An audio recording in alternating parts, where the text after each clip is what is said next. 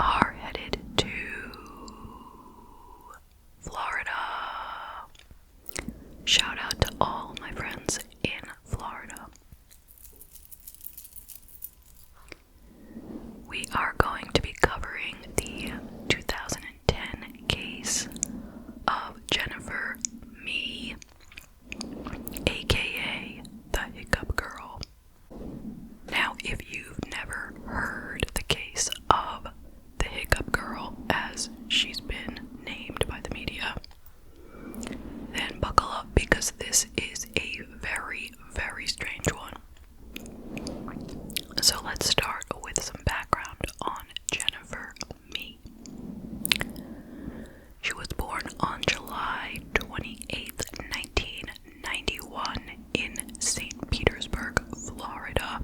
She was raised by her mother, Rachel Robidoux, and there is no information available regarding Jennifer's biological father, although she does have a stepfather.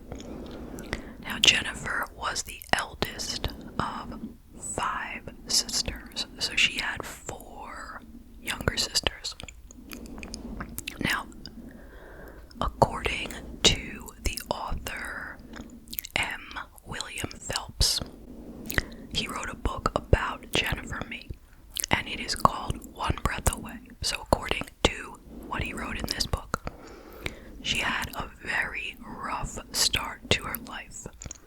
For 2 years of her childhood, Jennifer was essayed by not one but 2 men. Now these men have not been identified to us. We don't know their names. Anyway, her family was extremely poor, and she shared a room with all 4 of her sisters, so 5 girls in 1 bedroom. And she began dealing drugs, including crack, starting at age 13. Her teenage boyfriend used to beat her constantly, and she became pregnant. He punched her in the stomach, and she had a miscarriage. And later on in her teen years, she was diagnosed with Tourette's syndrome. Now here comes the part of the story where she gets her name, Hiccup Girl. So, Jennifer began hiccuping non-stop at age 15. It was January 23rd of 2007 when the hiccups began, just out of nowhere. And she started hiccuping 50 times per minute, all day long. And over the next 3 weeks, she tried every remedy that she could think of,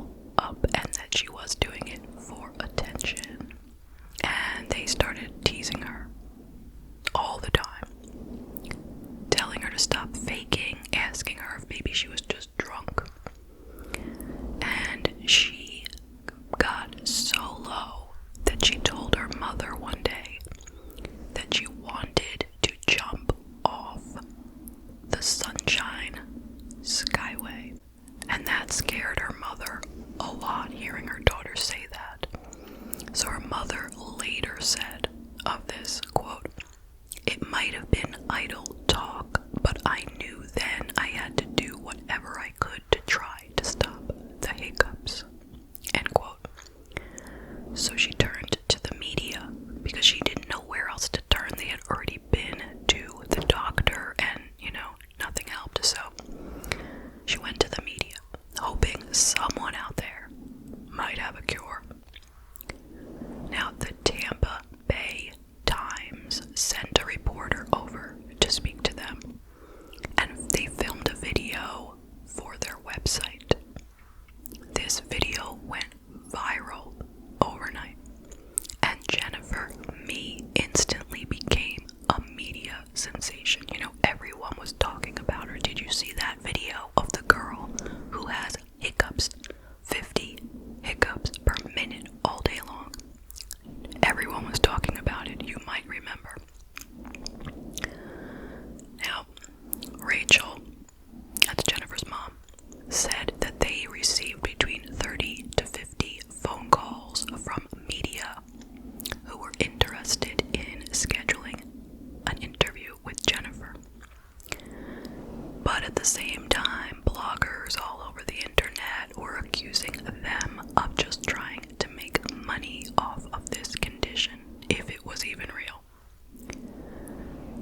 So they went on the Today Show. The Today Show flew Rachel and Jennifer to New York so they could appear on the show alongside a doctor. And this doctor was supposed to give them some suggestions on what they could do. Like, that was the idea of it. So on the show, they spoke with Meredith Vieira, Matt Lauer, and gastroenterologist Dr. Roshini Rajapaksa. Now, while she was filming the segment on the air, Jennifer hiccuped repeatedly, except while she was speaking. And Matt Lauer noticed this, and he jokingly said to her, quote, "So there's the solution right there. Don't stop talking," end quote. But unfortunately, the doctor on the show, Dr. Rajapaksa, had no advice or guidance for Jennifer on how to stop her hiccups. Nothing. Now, when the people saw the segment, they noticed that, just as Matt Lauer pointed out, she had stopped hiccuping while she spoke. And so lots of people were convinced that she was totally faking it. And that turned it into even more of a media circus, believe it or not. So it started out, it was a big deal because there's this girl who hiccups nonstop. But then when it was possible that she was a faker, it was more of a story then. And other media outlets continued to reach out to Jennifer for an interview, and their phone was ringing off the hook.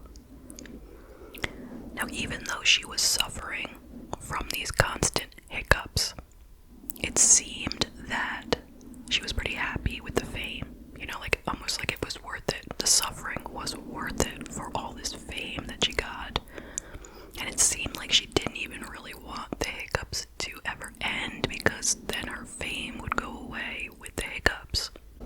The creator of a hiccup curing invention called the Hiccup offered to fly to Florida from Pennsylvania, where she lived, in order to give the product to Jennifer and see if it would work. So Jennifer and her mother agreed for this woman to come fly out there and meet up with them. But the woman said that when she got to Florida, they stood her up entirely, like she had flown all the way there with her hiccup. Hiccup is what it was called. And they stood her up because they had been offered free amusement park tickets because of her fame. And so they went and did that instead. Now, finally, hiccuping, it went away. And Jennifer wasn't completely sure how it went away, but when she spoke to a radio station, she said it was probably due to a combination of a special drinking cup, a chiropractor, a hypnotist, and an acupuncturist. And they asked her, what is the most exciting thing about having your hiccups cured? And she said, quote, Monday I'm going back to school for sure. That's the first thing I told my mom, that I want to go back to school, end quote. So her 15 minutes of fame ended right there. But she still longed for the attention that she had been getting, and apparently she found that attention on the streets. According to the author that I mentioned earlier, M. William Phelps, she began to take pride in being a hustler on the streets. She started selling drugs again. Now remember, she already was selling drugs, so this wasn't a new thing, right? It's not like she just started after the hiccups. She already had been selling drugs before. So she started it again, and she told her friends that she hoped she could build a drug selling empire. Now, her mother and stepfather had no idea what she was doing in her spare time. They didn't know she was selling drugs or hustling or any of that. She was living at their house, and they thought, leading a decent, normal life. But her stepfather found her MySpace account, where she had talked about drinking, smoking weed, and going to nightclubs. She boasted about it on MySpace. So they punished her, and they took away her cell phone. So she rebelled against them by running away from home. And that story made it to the media as well, that Hiccup girl ran away from home. And Jennifer's mother would later tell journalists that Jennifer's time in the spotlight changed her. Jennifer wanted freedom without boundaries now. Having been on TV made her believe that she was too important for anyone to try to tell her what to do, not even her parents. So as I said, she had ran away, and she became a transient living on the streets, not really sleeping like on a bench, but staying over at various people's homes, going to like dive motels for a night. And then she began dating an aspiring rapper named Lamont Newton. And reportedly, he had a best friend named LaRon Rayford. She was sleeping with him as well, secretly, reportedly. So, those two guys, they lived together, and she moved in with them. And believe it or not, none of the three had any criminal background. They had no legal history at this point. But they were all using drugs together. And Jennifer started using more and more drugs, and sometimes she went for days without sleeping. Reportedly, when she mixed ecstasy, weed, and cocaine, she felt invincible, like she could do anything. But drugs are not cheap. So they needed to figure out a way to support their habit. And they decided that they would set up innocent people and then rob them. And the way they would do this would be by Jennifer making dates with men online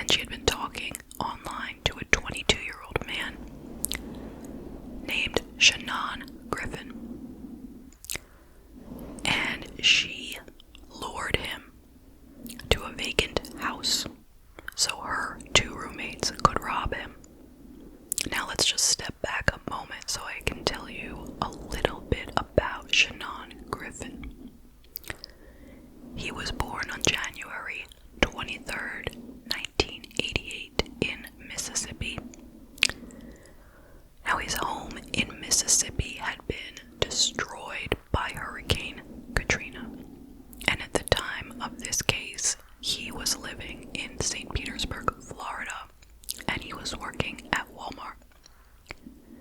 His brother said of him, quote, "He was a quiet guy. He wouldn't hurt a soul," end quote. Now, he had been talking to Jennifer online for just 2 or 3 days. Now, she claims that she just led him to believe that he was going to meet her to buy weed. That's it. That's all.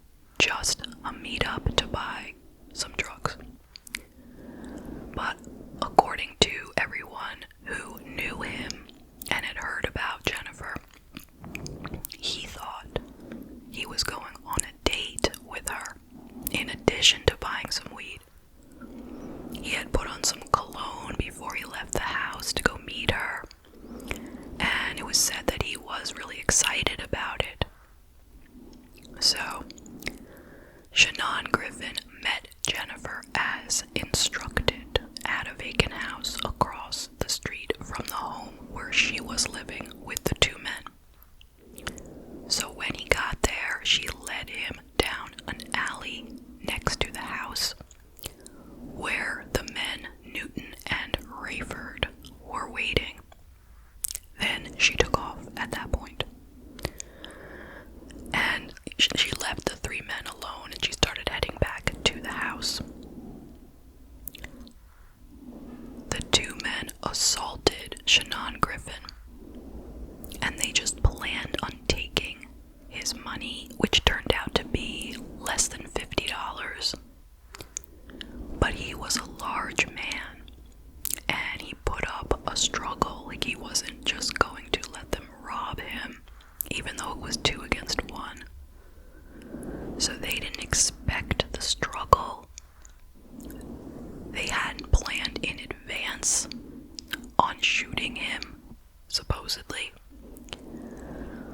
But Jennifer says she was halfway home when she heard the first gunshot. And she started panicking and she just ran the rest of the way home. According to observations from the crime scene after the fact, it seemed that Shanan Griffin was winning the fight before 6 shots were fired, 4 of which hit him and sadly ended his life. And as I said, he was murdered for less than $50. So then the 2 men left his body there and went back to the house. Later that evening, Shanan's family couldn't get in contact with him, and they were expecting him. He was supposed to meet them for some kind of get-together. So they called the police, and the police traced his phone activity back to Rayford's phone because Jennifer had used his phone to set up the meeting. So the authorities found the 3 suspects at home, and they had in their possession Shanan Griffin's wallet, his license, and work ID. Jennifer's fingerprints and DNA were on Griffin's belongings, and Rayford's .38 caliber revolver was found next to Griffin's body. So they were arrested, and in her first interview with the police, Jennifer claimed that her roommate, LaRon Rayford, so that is not her boyfriend, that's the other one. So she said that LaRon Rayford killed Griffin because he thought there was a love triangle involving his girlfriend and Griffin. So that was totally made up, okay? And later she told them the real truth, or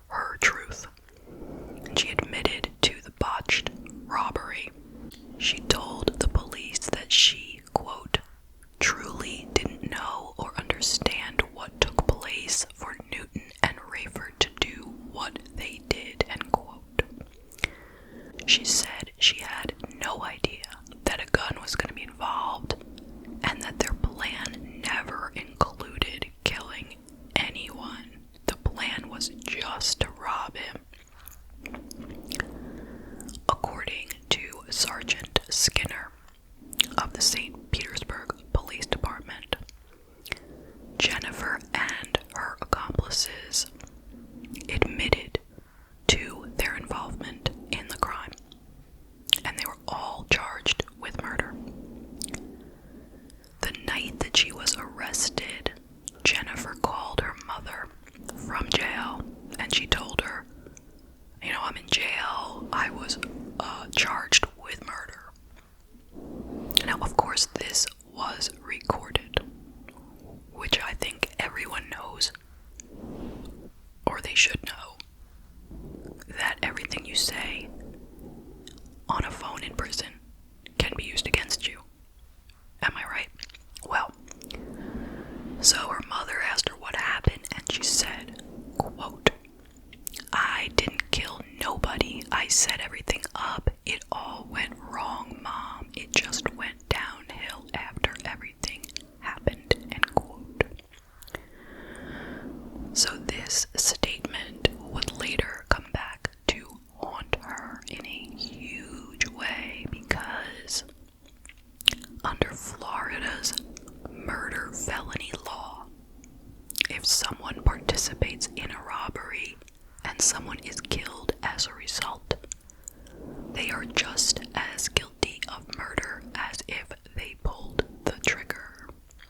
So now this is not true in every state. It might just be in Florida. But I guess she didn't know about this law. So that means that Jennifer, who participated in this robbery, was guilty of murder. It doesn't matter if she pulled the trigger. It doesn't matter if she was there when it happened. It doesn't matter if she didn't know anyone was going to get killed. None of it matters. As long as she participated, she's guilty of murder. That's the deal.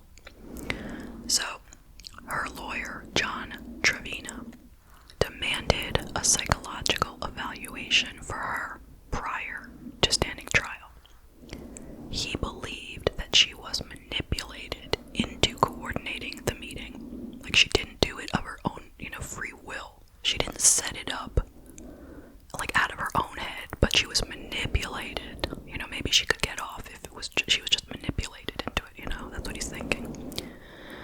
And he insisted she had no idea a gun was involved, and she was not at the scene of the crime at the time of the shooting, but none of those things matter.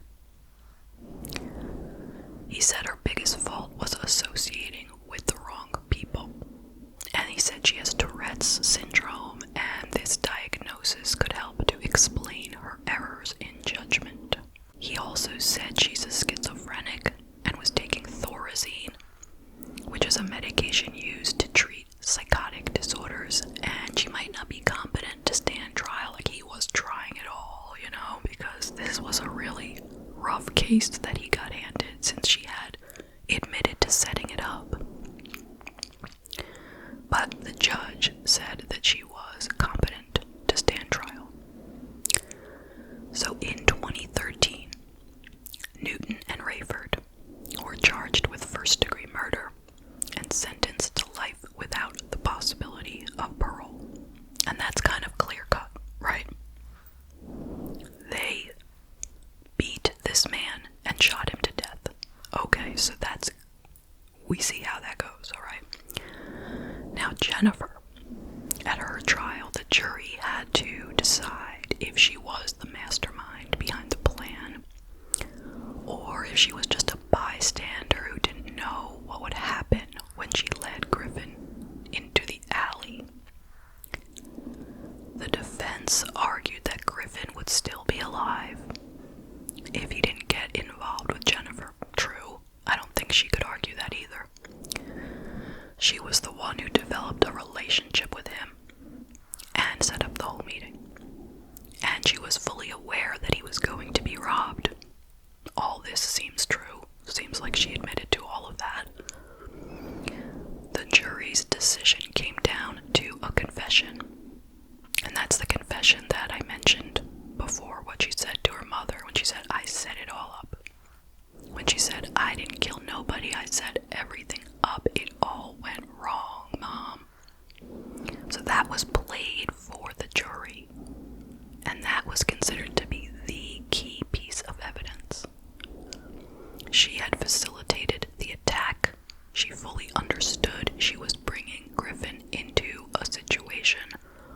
where he would be harmed.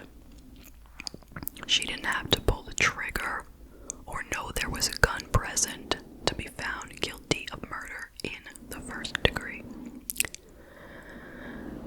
Participating in the crime was enough, and she was found guilty of first-degree murder and sentenced to life in prison without parole.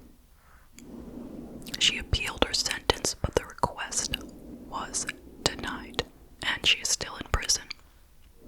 And she still has life with no chance of parole.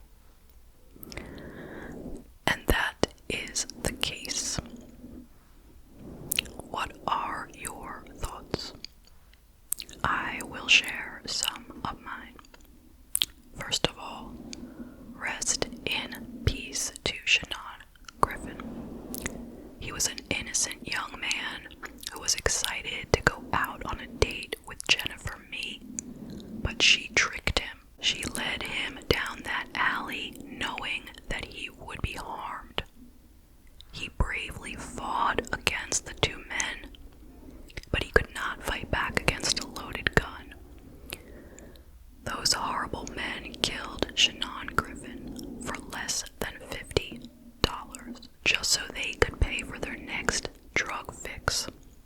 Such a senseless death. And of course, my heart goes out to his family and friends for the grief that they have had to go through, and they are probably still grieving. Now, what do I think of Jennifer Mee? This is a very complicated case in my head. Like, my thoughts are not clear on what I think she deserves. She didn't kill him. She didn't know he would be killed. She didn't want him to be killed. She probably didn't even know about the law. But what does any of that mean? I mean, if this were a different state, then she would not be considered a murderer. But this isn't a different state. She's in Florida, and that is the law. I mean, she did do an absolutely horrible, horrible thing, which showed zero empathy. I mean, she set up a man who he says he was going on a date with her. She says it wasn't a date. I don't think it matters either way right now. But she set up a man just so he could come down there and get robbed and beaten, even if she didn't think he was going to get murdered. It's still a horrible thing to do and shows zero empathy for another human. And she definitely deserves punishment for that. Absolutely. Does she deserve life in prison with no chance of parole? You know, I don't think so. And here's the thing. Maybe, and I'm not the first person saying this, maybe if she wasn't famous, maybe if she wasn't the Hiccup girl, they could have, I don't know, given her a shorter sentence, given her the chance of parole, something. But they have to make a statement since everyone was looking. They can't give her special treatment, even though clearly she had nothing to do with the murder. But Hiccup Girl is going to make a statement for everyone to see. You get involved in a robbery, it ends in murder, and you are in trouble. Just for being there, being involved. I just hope that at the very least, would-be criminals will think twice before joining up with others to commit a burglary. That they will remember this case, that it will